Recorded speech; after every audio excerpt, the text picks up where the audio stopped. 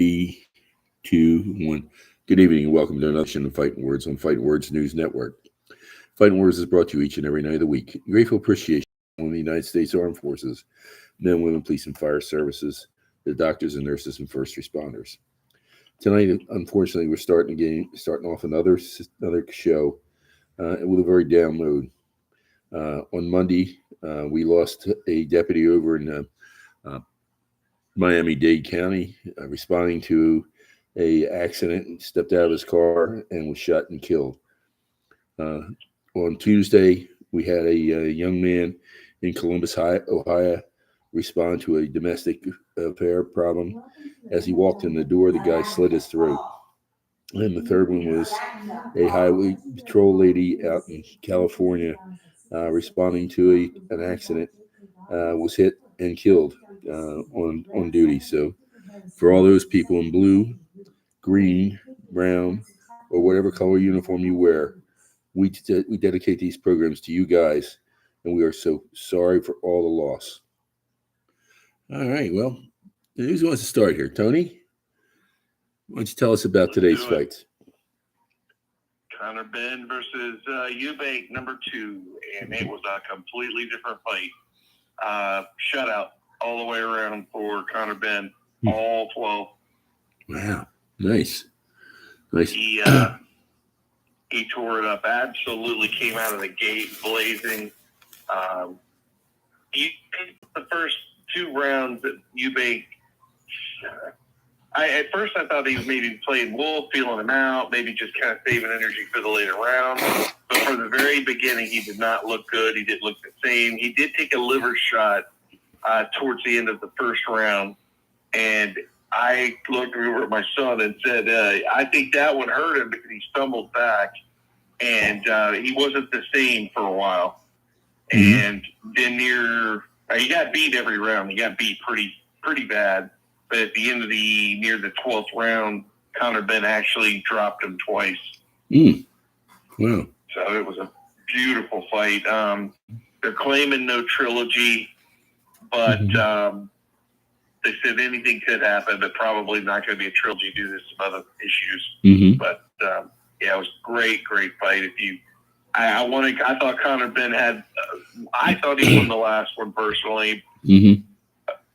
That was my opinion. They said no, but he definitely won this one, and he knocked Eubank down twice, so he made up for it. Okay.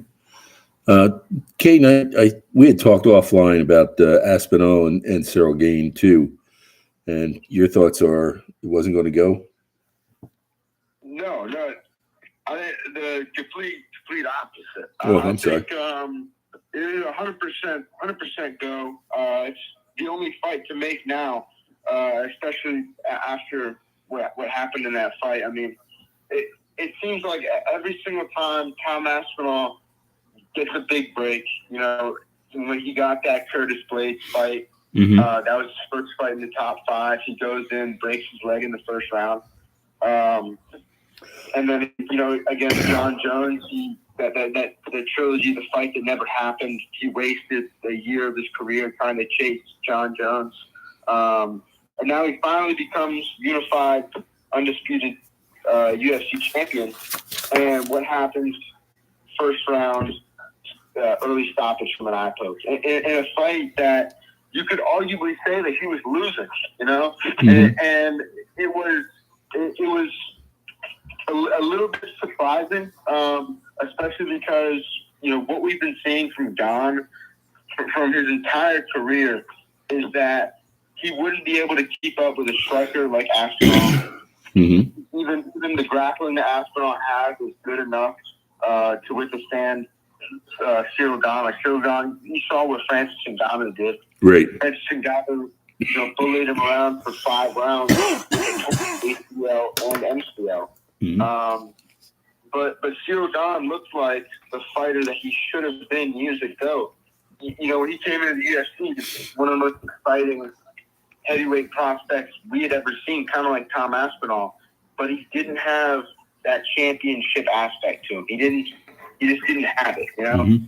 But in that fight against Tom Aspinall, he looked sharp, he looked quick, he looked powerful. And you know, I think Tom can rally back. I still think Tom would have won that fight. You know, either way. But Tom Aspinall, Cyril Gane should happen sooner rather than later, because that wasn't even like a full fight. You know what I mean? But yeah, 100%. Yeah. Good. Tony, what'd you think of Virgil Ortiz win over Edison Lubin? We predicted that one was going to happen, but I mean, Lubin obviously is an excellent fighter. He'll come back. He's still got a long career ahead of him, but he had to take the chance on it. You know, I mean, it was an opportunity. He took it. I didn't quite make it, but hey, a lot of people back down to Virgil Ortiz, so right. Glad he gave it a shot. Unfortunately, another loss, but he'll bounce back. Okay. Let's stay on this side one more time.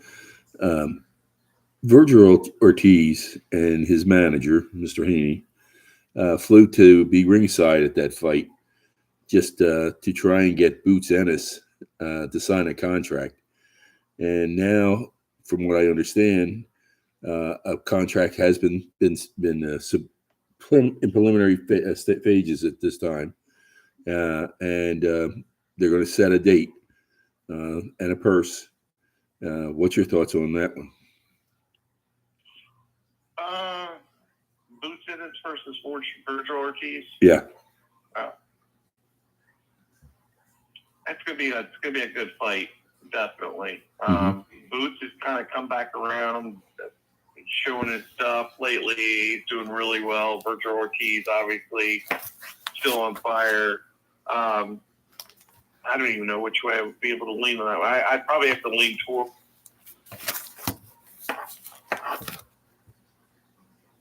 You still there?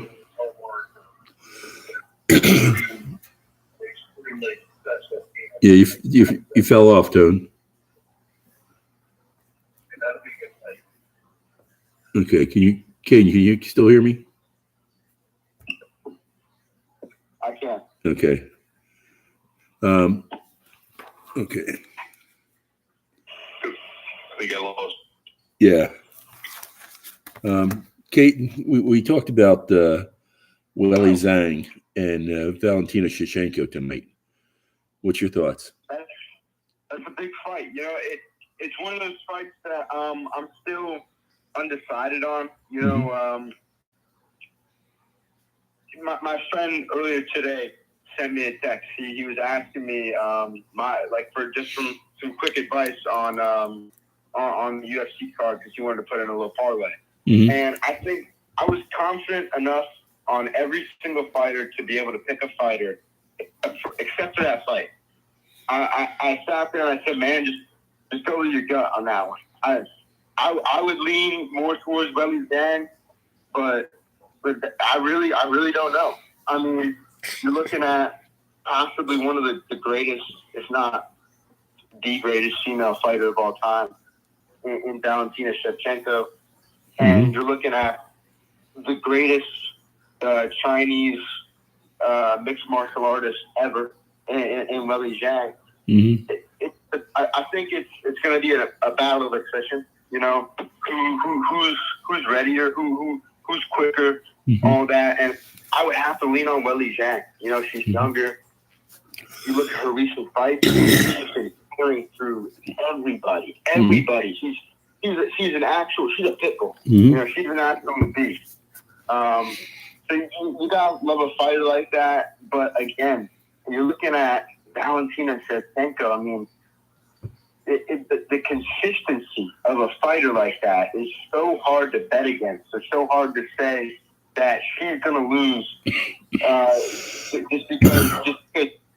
because Weili Zhang's looking good right now. You know what I mean? Like Valentina's been doing it for so long. I feel like it would be wrong to go out there and say that she's gonna lose in dominant fashion.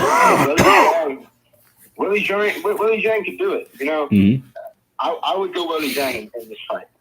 Okay. You know, while we're talking about that, Dana has come out and said that he thinks that Shevchenko is the best in class. Is that true or not? I guess we'll see tonight. Mm-hmm. Okay. That's where you're going to be? You said That's Dana okay. White said that she's the best in the That's UFC. in her class. Oh yeah, I guess we'll see. We'll see Yeah, tonight. yeah. Tony, Clarissa Shields walked away with an $8 million purse to come back to unretire. What'd you think about that one? She got $8 million to come out of retirement, or $8 million to go into retirement? To come out of. Yeah. Well, I mean, I definitely would have done that myself. Sure. Did she sign a certain amount of fights? Well, she signed one with a Mr. Jake Paul. Here we go. Mm-hmm. Oh, well, you know what? She can fight. Mm-hmm. Jake Paul can fight. So it's going to be interesting to see what's going to happen here on this one. But Mm-hmm. if he goes knocking a girl out, it ain't going to look too good. No. That's for darn sure. But $8 billion to come out, yeah. Yeah. That was a smart move. Yep. Yeah, I'd like to say something on that one too. Go ahead. I think Cyril Gane is out there. He's talking about Anthony Joshua, right? No, we were talking about, but go ahead with Joshua. We were talking about Jake Paul. Joshua and Paul. Joshua and Paul. I think Joshua goes out there and clobbers, knocks him up. Ooh. Every single time Jake Paul has a fight, I always go for Jake Paul just because, look at who he's fighting. But he fights a guy like Anthony Joshua. Right. I mean, come on, that's a real, actual fight. I mean, if he wins that, that's some true respect there. But I just can't see that happen. Mm-hmm. I cannot. I'll put my house on that one that he won't win that fight legally. He might do it if there's a bet behind closed doors, though. Mm-hmm. If he wins, it'll be like the craziest thing ever. It'll be like from a stage light falling down on the arena. Yeah. Okay. Caden, Chris Padula TKO'd Bonify at the end of the first round. What's the thought on that one? I didn't see that one. Okay.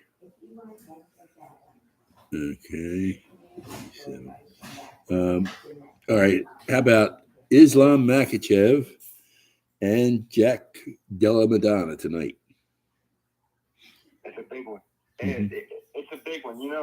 This is if Islam can win this, it'll make two double champ fighters in 1 year. Mm-hmm.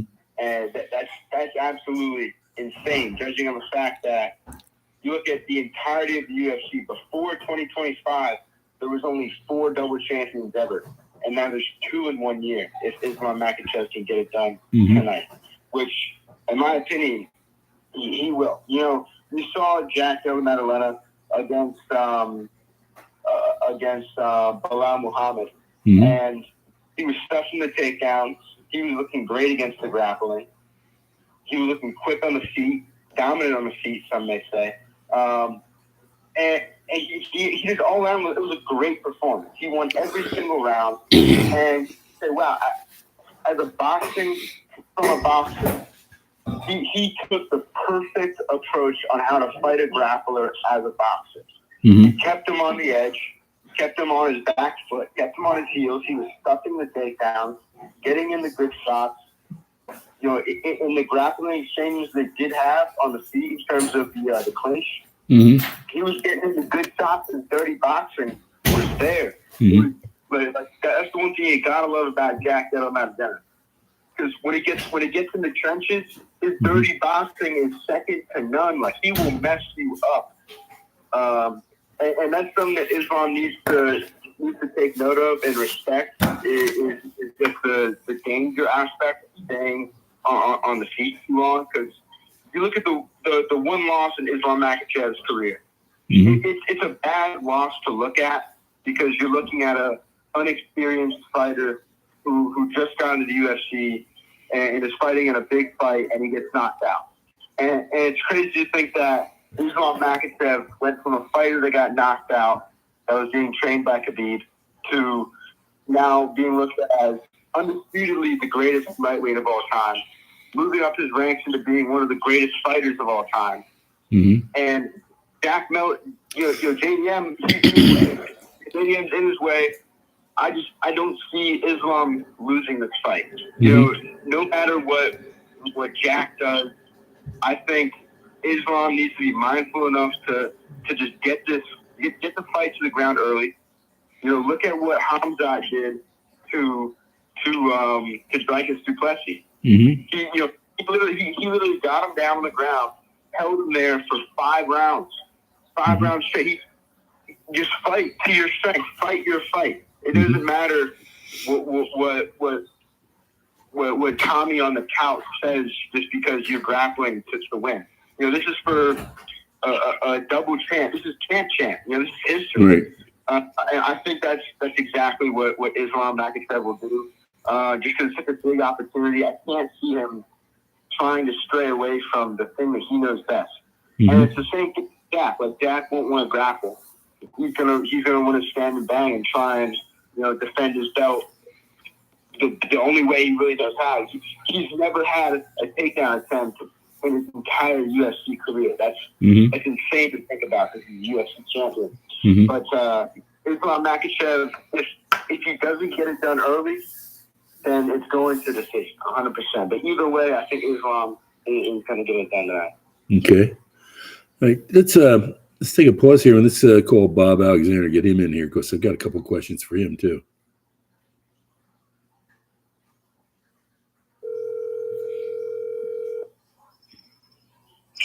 Hey, Frank. Hey, Bob, how you doing? Doing okay. All right, you ready to go?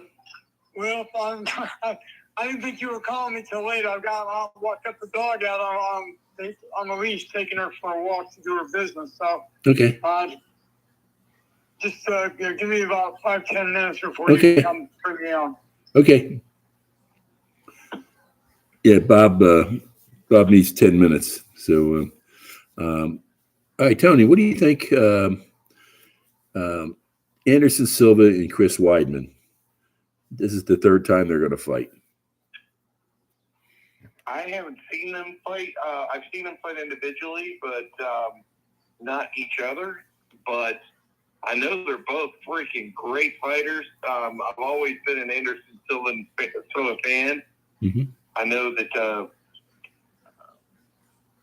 I can't remember the last time I saw him. I'm not as much into UFC fighting and keep up with it like Caden, but I think it'll be a good fight no matter what. Mm-hmm. I don't know. I wouldn't be able to choose. That'd be more of a Caden question. But yeah, Caden, what do you think? They're doing the more the boxing now. You're looking at the retired UFC fighters. Anderson Silva, he's already done I think a few boxing matches. One of them against Jake Paul. Mm-hmm. But you look at the history between Chris Weidman and Anderson Silva. Chris Weidman was kind of the nail in the coffin of Anderson Silva's UFC career. He had that one of the most brutal leg breaks in UFC history against Chris Weidman that kind of completely derailed his career. So there's definitely some history there. I didn't know that they were going into boxing, but I didn't know that's what that was either. I thought it was UFC related. No, it's not. No. The UFC fighters, especially Anderson Silva, he's already done like 1, 2, or 3. I'm pretty sure somewhere around there boxing matches already. I just think you look at Chris, and he had some alright boxing in the UFC, but he was more of a get up close grapple, type of guy. I don't see him winning that fight. I think to answer the question, I understand it because I was thinking for some reason it was UFC. I didn't know they were going to boxing, but I keep hearing how UFC is not paying like the boxing's paying. So I wonder if it's just a payday where they're all kind of coming over thinking they can box and taking on one another, which is I like the idea. I think it's kind of cool to see them step out of one platform into another and do it. So it'll be interesting to see. Yeah, I think it's also like you look at most of the guys that are doing it, like Anderson Silva, Chris Weidman. These guys are perfect examples of dudes that were UFC champions. And the boxing, I think, in my opinion, I've always said that boxing is more taxing on you. Maybe you might disagree, but I always thought boxing was more of a toll on your brain than UFC was and MMA is. But in terms of your ligaments and your knees and your movement, I think getting injured, that way is just way more common in MMA. And you got Anderson Silva. He's like he's like in his mid-50s. I don't think he's going to be out there throwing high kicks and doing rolling thunders and spinning heel kicks anymore. So I just think it's more feasible for them to do boxing than like an MMA fight. Tony, you just hit on something that makes sense now, because when you start talking about paydays, this is the most outrageous thing I've ever heard. Devin Haney has offered Brian Norman $36 million to fight. That's the biggest mistake that I think I've ever heard in boxing, and I've heard quite a bit. That is a mistake, because Devin Haney's not in a situation mentally to make that kind of a. In fact, that just shows you his mental issues right there, just doing it, because he's never recovered from the Ryan Garcia beating. Everything he's said and he's done in the ring and out of the ring since the Ryan Garcia beatdown hasn't been right. It was the stuff at the fair that happened. It was at the airport. It was the other issues, things he said. Then he gets into the fight there that he won, but it was a horrible fight, and he looked scared. And I saw some stuff on Brian Norman the other day. Was watching some things that were going on here, getting ready for the next weekend's fight, and he better be careful, because Brian Norman is capable of knocking Devin Haney out. And he's already made the $36 million. I think it's a mistake. I think he's going to lose his money. Whether he pays, I don't know. He might run and get an attorney after. That's what he's known for. So I don't know. But I horrible choice on his behalf. What do you think, Caden? Anything? Caden? So I was on mute. I do agree with the fact that it seems like Devin Haney's not only like him and like his physical. I think that mental effect that again. I think we talked about this before. That one can have on your record. You saw so many guys after they lose. Like Conor McGregor is a great example of that. After he lost to Nate Diaz, his career changed. Like, he fought Floyd Mayweather, and then he came back and got destroyed by Khabib, and that was pretty much the end of his career. So I think that has a lot to do with everything that's going on, like Tony said. But that mental affects the physical so much. I think Conor McGregor is a great comparison. Because you look, he became a worse fighter. The more he declined mentally, he just kind of let go. And even like his style changed. He became more cooped up, more less free. And I think that you look at a young Devin Haney, and you look what he's got. He's got fluidity. He's strong. He's fast. He's small. I think now you look at him, he seems a lot more boxed up. He seems like he doesn't take as many chances as he used to. And in that Ryan Garcia fight, he was still fighting like that, but he was taking the wrong chances. He was getting boomed by that left hook over and over and over again. And I think it was maybe a confidence issue, honestly. Yeah, that and one thing that Caden said too. Neither one of those two, him or Conor McGregor, are going to back down on anything. they're going to still try to remain the same, and and to the public eye on the way they talk, the way they do this, that, or the other. Devin Haney is as confident as ever, and he kept talking to smack until he got in the ring this last time, and you saw what happened. It was obvious he was scared, and he didn't belong there. He was not ready, even though he won. He wasn't ready for it, and I just don't think he's. I don't think he's even going to beat Brian Norman next weekend. I don't think it's going to happen, and I don't think it's going to happen at all. And if he loses that fight next weekend, he's in real trouble. Real trouble. Because, and I don't even mean physically or anything. It's more mental than anything, because I still think there's something not right there from that last fight. So he loses this one, it's going to be even worse. I think his confidence will be in the gutter. Okay. Hey, Caden, Dana White says that he thinks that Kamaru Usman is the welterweight GOAT. Do you agree with that?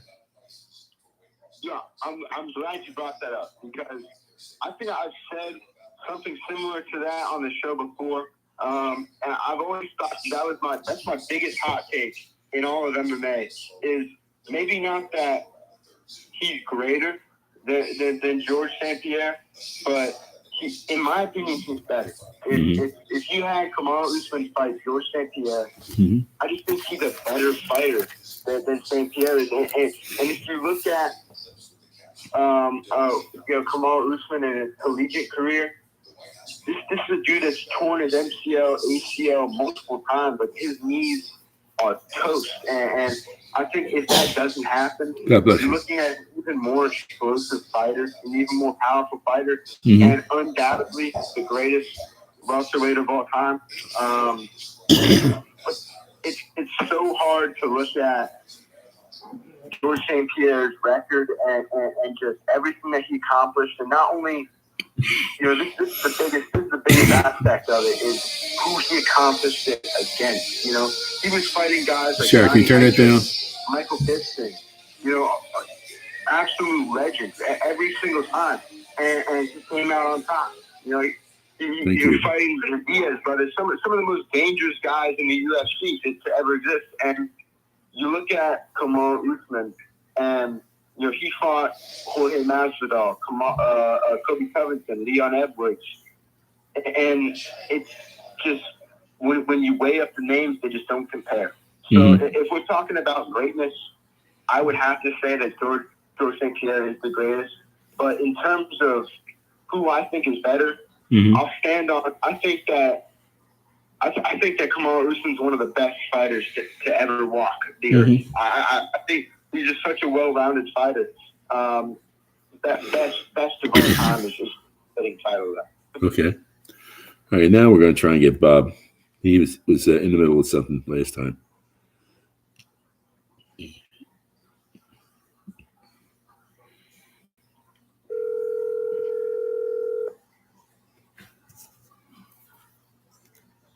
Hey, Frank. Hey, how you doing, bud? Okay. Okay, you ready to go? Yep. I'm going to put you live. Guys, we're joined by one of the best guys in the west coast of Florida. A guy who is, if you look at him, he's meek and mild. But I'll tell you, as his coach, if you put a helmet on him and a pair of pads, he tears people up. And it's Mr. Bob Alexander. Bob, how you doing tonight?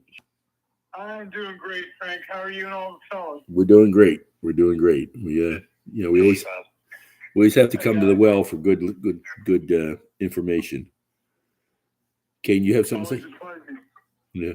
Hey, Bob. Mr. Alexander, did you get a chance to watch that Conor Ben fight tonight? I have not had a chance. I just got home a little while ago. I was with some family, and I just haven't had a chance to go back and look at it. But I figure if I don't do it tonight, I'll do it tomorrow. But I won't spoil it for you. It's a great fight, but I won't spoil it for you.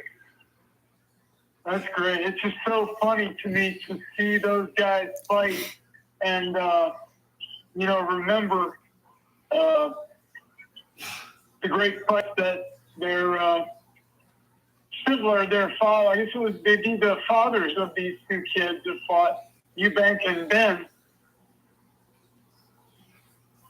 Yeah. Yep.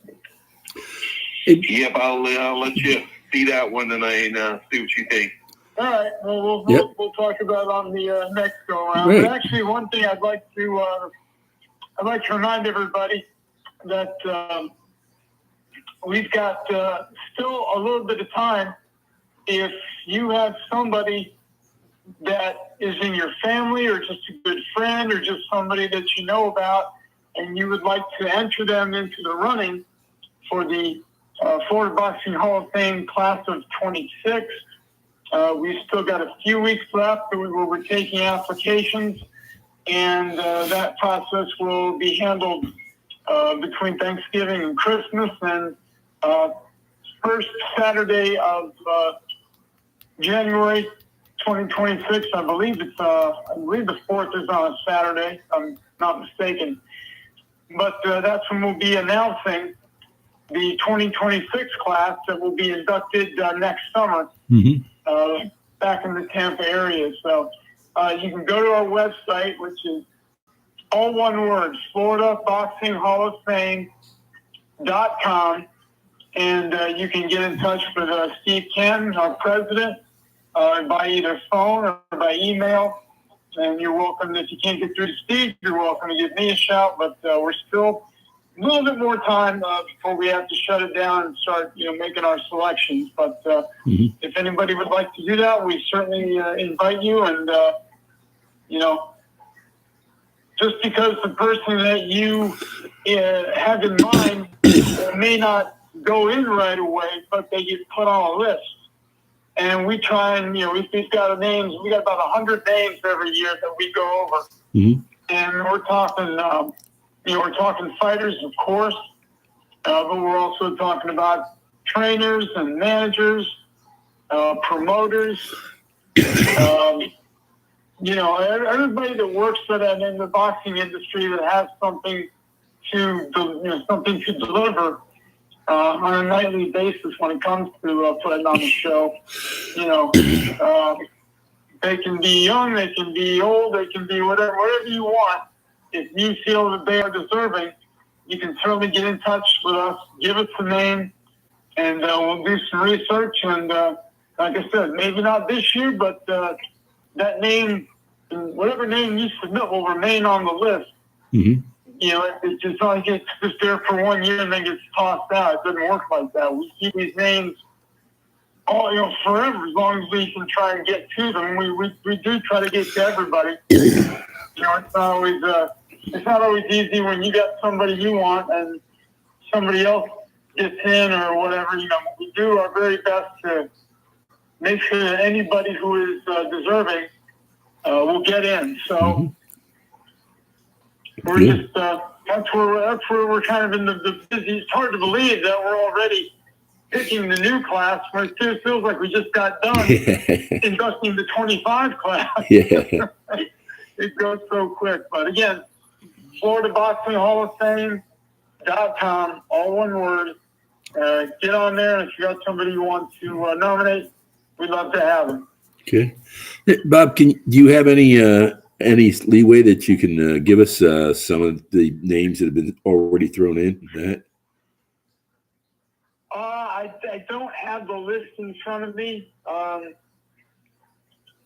Right now, like I said, there's so many names. It's just hard to, until we start to, the committee gets together and starts to tear them all down. But as I mentioned, it includes your fighters. It includes, judges, referees, cut men, inspectors in the corner. Even ring announcers have a spot in our hall, believe it or not. Good. But yeah, it's a great organization. It's nonprofit, 100%. Nobody has a salary. This is all done for love and respect of our boxing people. Especially the boxers, because they're looking for them and their courage getting into the ring. We wouldn't have boxers. There'd be no reason for the rest of us who are not boxers to have a job or be able to get in the hall. But so we try and give as much, differentiation to our boxers. Mm-hmm. But as soon as we get to that point, I'll be more than happy to come on and talk about who is going to be going in. And we make the announcement the day after Christmas, and then that's the day that we get. The day after Christmas is when we notify the people that are going in, and then the first Saturday of January in Fort Myers, we'll get together and release all the names of those who are going in 26. Good. What is there an age limit, young or old? No. The only limit is the same limit that is on all the big, the International Boxing Hall of Fame and the World Boxing Hall of Fame. If you're talking about a fighter, that fighter has to be retired for 5 years. Mm-hmm.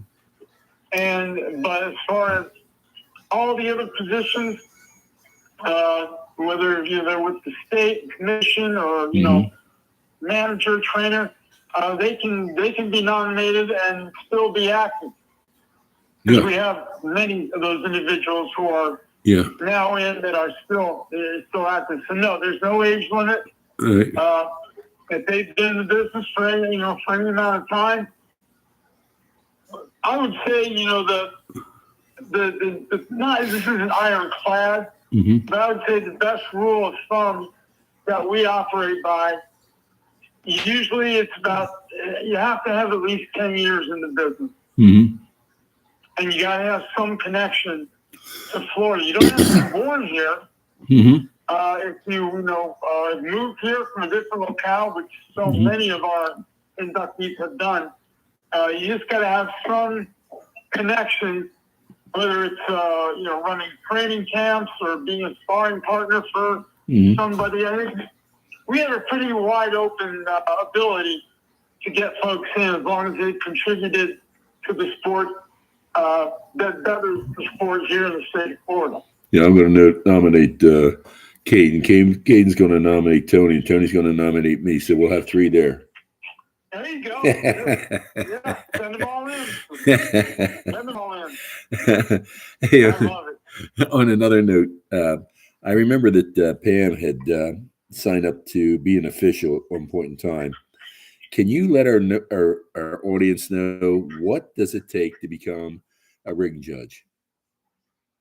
Well, generally the state commission, I'm not sure if this is still the rule or not, but you have to have, at least when Pam was training, you had to have some amount of rounds in that you do not a state judging, but it's like a shadow judge. You go to the fight, you sit at ringside, you score all the night's matches, and you give your results to the head of the commission, which is what all the active judges do anyway. Right.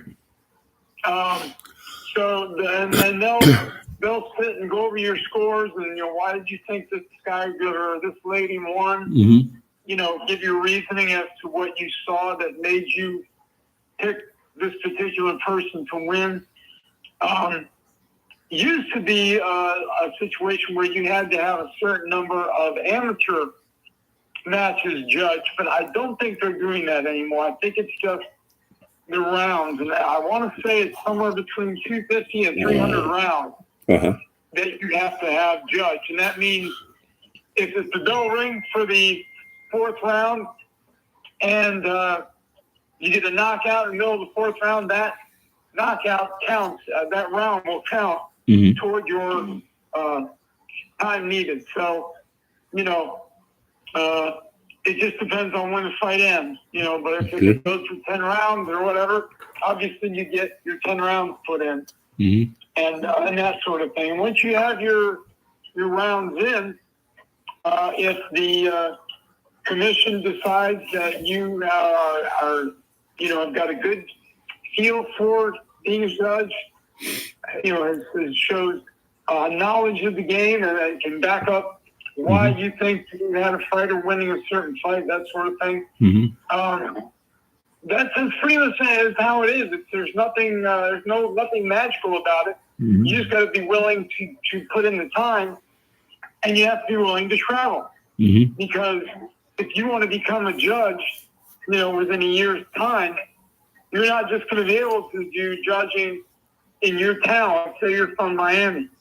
Now, there's lots of fights in Miami, but still, in order to get the amount of rounds that you need to score, you're going to have to go to places like Tampa, like St. Pete, like Orlando, that sort of thing. Mm-hmm.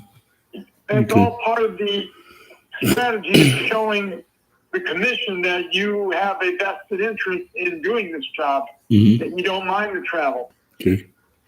And of course, once you do become a judge, there is monetary compensation. I honestly don't even know what that is. I've never asked. But, you do get something for your troubles. But like most things in the sport of boxing, especially behind the scenes, it's more a labor of love than, Mm-hmm. Trying to make a living. That's not something Right. you can really make a living out of. Right.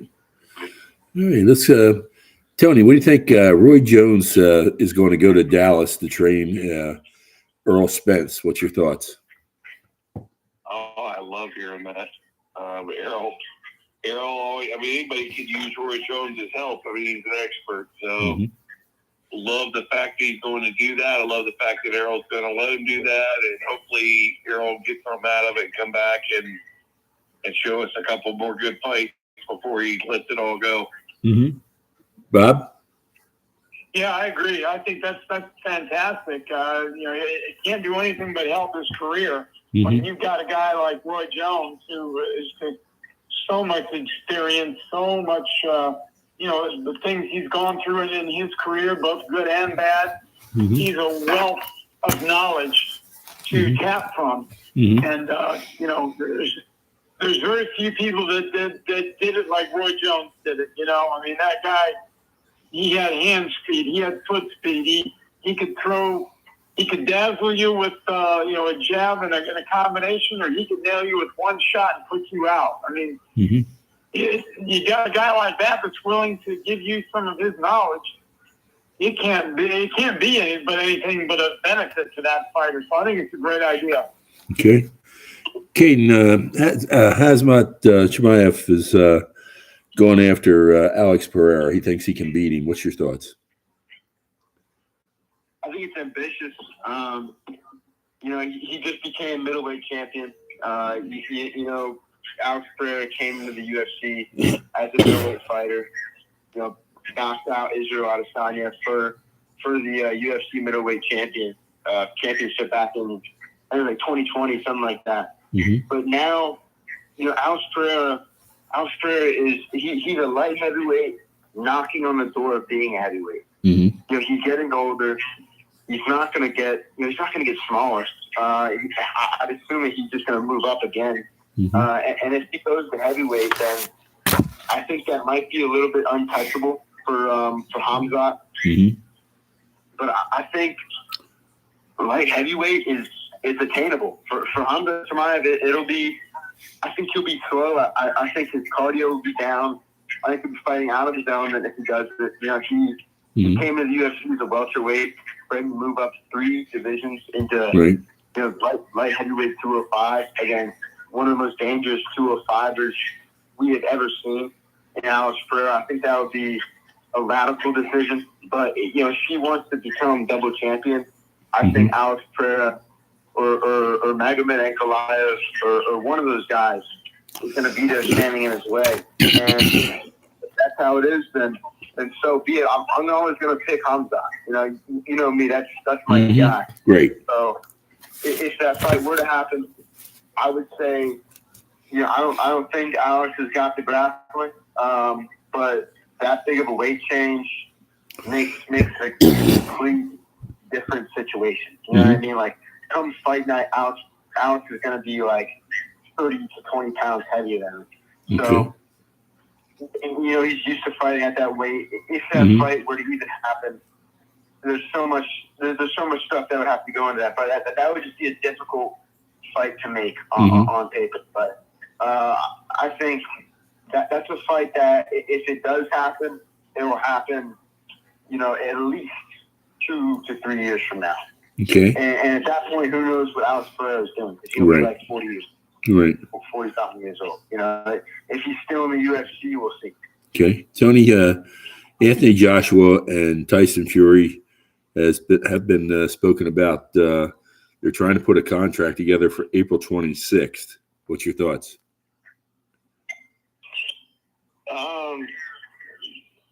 First, we'll see if it happens. If it does, years ago, that would have been a great fight again, and people would be wanting to see it.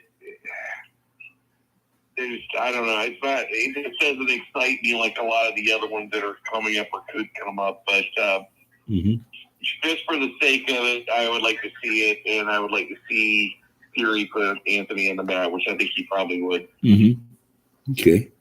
Bob? Yeah, it's so funny because you just never know what you're going to get with Fury. I can't imagine, being a manager or a trainer and working with him. I bet he's giving people more ulcers than. I mean, you want to talk about a job taking care of that guy, but when he's on, he's on. I mean, when he's rearing to go, I'm just not sure what Joshua has to send him off if he isn't. And if Fury comes in any less than what he needs to be, I can see Joshua, taking him down. Mm-hmm. But if Fury is ready to go and mentally, physically, I don't know that Joshua has what it takes to send a well-conditioned and focused Fury. That's where they were the rub is. If Fury's not ready to go, if he's got some issue, which we all know that's very possible with him, and he's not focused, I would give Joshua a good chance. But if Fury is on, he's trained well, and he's mentally stable and feels good about things, and then I think Fury dominates and then probably wins, fairly easy. But that's a big if. If. Okay. Tony, Pitbull Cruz and Lamont Roche are set to tangle in 2 weeks on the 6th of December. Oh, I'm looking forward to that one. It was supposed to be Gervonta and Lamont, I believe.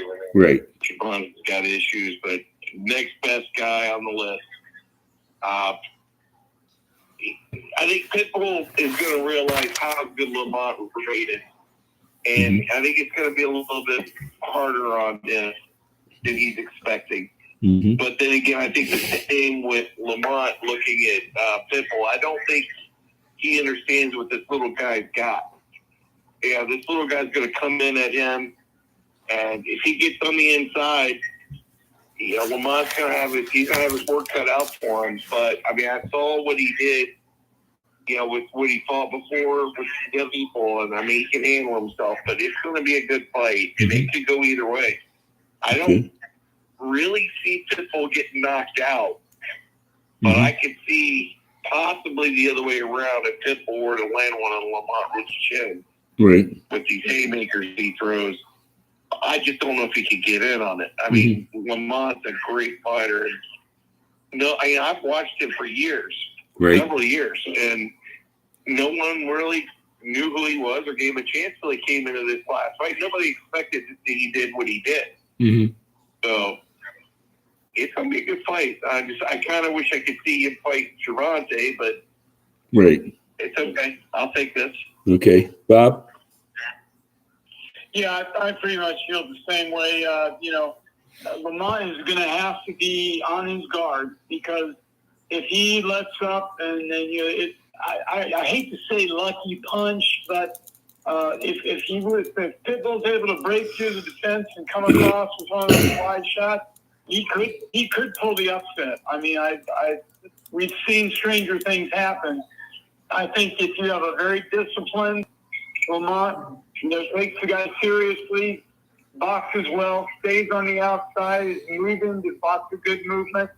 I would see him winning the fight in pretty good fashion, but he's got to keep his. I think it's a dangerous fight Mhm. as long as the fight goes. There's always a chance that people could, come up with something.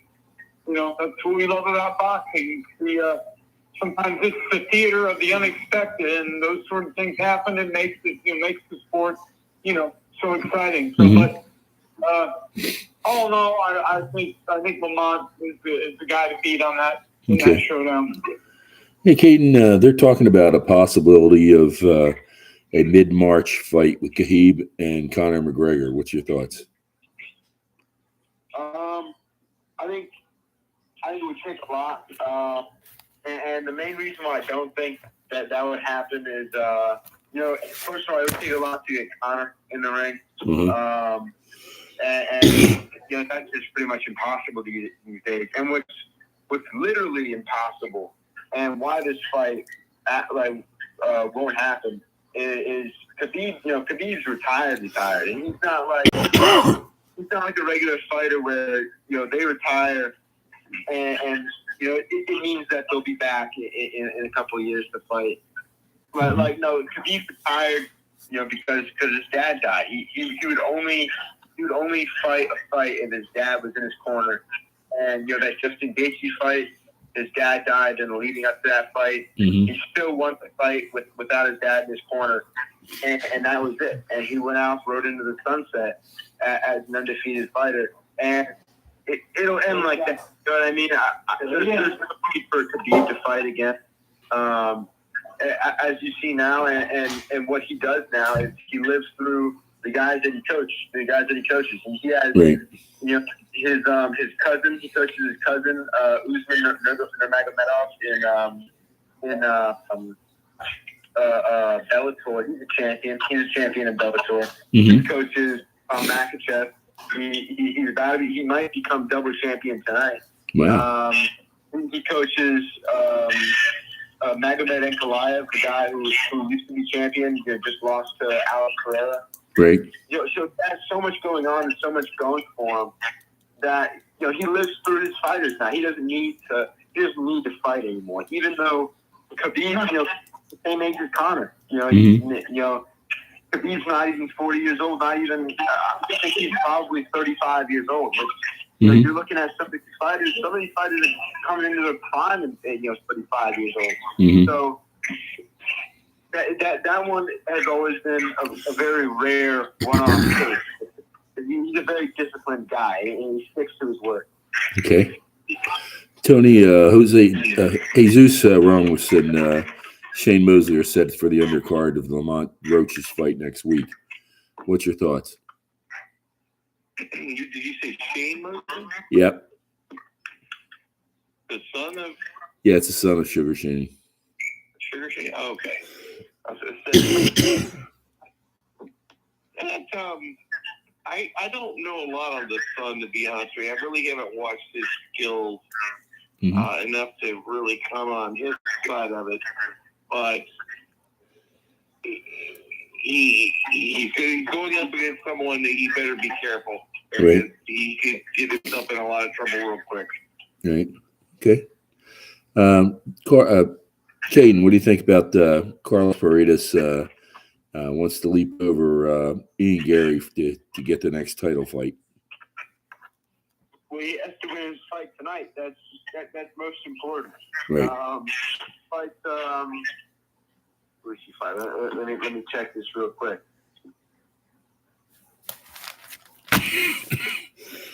I know it's right in the back of my mind. I keep on forgetting. It's he fights Leon Edwards tonight. Right. And I feel like that would be such a big fight and so much of a better fight if this was like 2 years ago. 2-3 years ago, when Leon is on top of the world and he looks invincible and touchable. Recently, Leon, he just lost against Tom Brady, another fighter who's fighting tonight. Tom Brady we like because he's straight out of Philly. He's a big Eagles fan. Right. So we like Sean Brady. But, Leon Edwards, he did not look too good in that fight at all. Right. Not at all. And you have a guy like Carlos Paredes who looks so good. And against a fighter like Ian Gary, in that fight, he had his chances to finish that fight. In the first round, he had Ian Gary rock bad. He had him hurt bad. But Ian Gary weathered the storm. Ian Gary looks really, really good. And weathered through and won that fight. And he deserved to win that fight. He did win that fight. And so leapfrog, that's just him saying stuff. Because he's a vocal guy. He goes on the podcast and everything. He has his own podcast with fellow UFC fighter Gilbert Burns. And Thomas Parker, I think he's a special fighter. He's got the Muay Thai. I just think he needs to evolve a little bit. Right. If he can get over first in the mental, yeah. He's got the frame. He's 6'2", fighting in the middle. But that's good height. 6'2", 6'3". He's got the power. He knocked out Li Jingliang, the first person to ever do that. He's proving himself to be a formidable opponent. I think that Ian Gary fight was proof that Ian Gary was a good fighter. I don't think it said anything bad about Carlos Prates, although I think Carlos could have won that fight. Either way, Ian Gary deserves to be higher in the ranking and higher towards Carlos Prates and Carlos Prates. Okay. Bob, what do you think of Lamont Roche and Shakar Stevens for February? That sounds like a guy. I haven't been I don't know the fellows that well, but I've seen clips of them on YouTube and things like that, and it sounds like it's it has the makings for for a very exciting fight. I just don't have all the information on them that I would like to to comment on the fight. Maybe next time, when I'm on next time, I will have a chance to study it a little bit and be able to give you a better answer. If I could, though, for just a minute, I am, Caden is like, he's forgotten more about MMA than I'll ever know in my lifetime.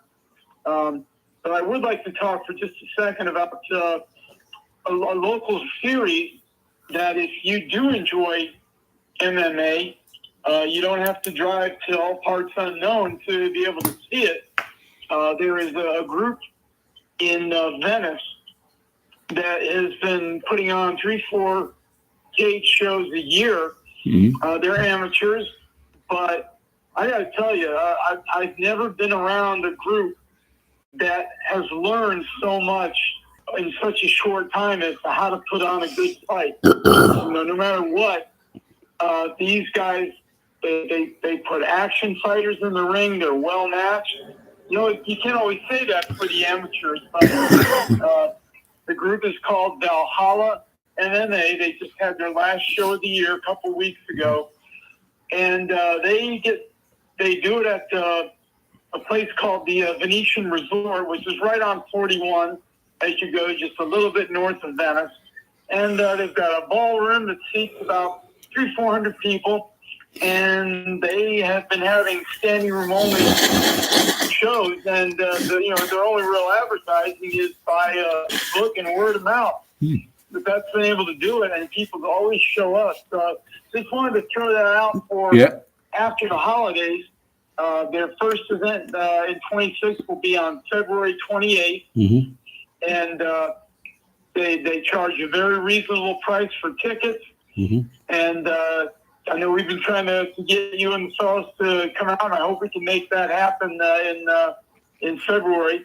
I know you guys would enjoy the show. It's always exciting and well put together. But it's another thing. If you want to go to ValhallaMMA.com, you can find out all the information about tickets, how to get them, and what the exact schedule is. But really, really looking forward to another year of great shows. And like I said, it's in the area. It's not like, you got to drive to Miami or, Orlando or somewhere. I mean, it's right in that, right almost next door from just about anywhere. So just wanted to throw that out because I'd love to be able to see you guys come join us and have a good time. Yeah, this last one, we were all supposed to come down for this last one, but Caden had to work. I had to go to Jacksonville, and Tony's been sick. Yeah. But we'll be there for the next one because Tony Yeah, has told me he's going to be fantastic. up and around. I'm sorry? I said Tony told me he's going to be up and around. He's not going to be taking his Oh. sickness anymore. Oh, gotcha. Well, guys, we come right up to the end of our hour here, and I want to thank you guys for being so well versed in everything. Bob, you want to lead us out? Absolutely. I just want to. I don't know if we'll be able to talk again, or I'm going to be able to get on again before the holidays are finished. So I just want to wish all of you and all the listeners a very happy and safe holiday season. Keep in mind that there's a reason for the season. The gifts and the trees and the lights and all that stuff is great, but I think you know what I'm talking about. Yes, sir. There's a real reason for the season, and we should always keep that in mind. Yes, sir. And also, congratulations to all of our folks that keep us safe, whether it's our police, our paramedics, our firemen, Coast Guard, all the men and women in the United States Armed Forces. A lot of those folks aren't going to be able to be home for the holidays like we are because they're protecting us around the world. So always say an extra prayer and an extra good wish to anybody who gives their service for those to keep us safe. Yeah, we close out. We dedicate these programs at the start of the program, and then when we close out, we have a honor roll call that we call the officers that have lost their lives in the line of duty of the firefighters. So we are the ones that are right at the stalwart. Congratulations to the families, and we're the ones that are there to help them if they need something. And we also want to make sure that everybody knows who they are. Tony? Oh, I didn't know what I was going to be called tonight. There's a couple other names there. Yeah, well, I'm trying to clean it up, Tony. I was waiting for the curtain comment, but it's your turn in the barrel, brother.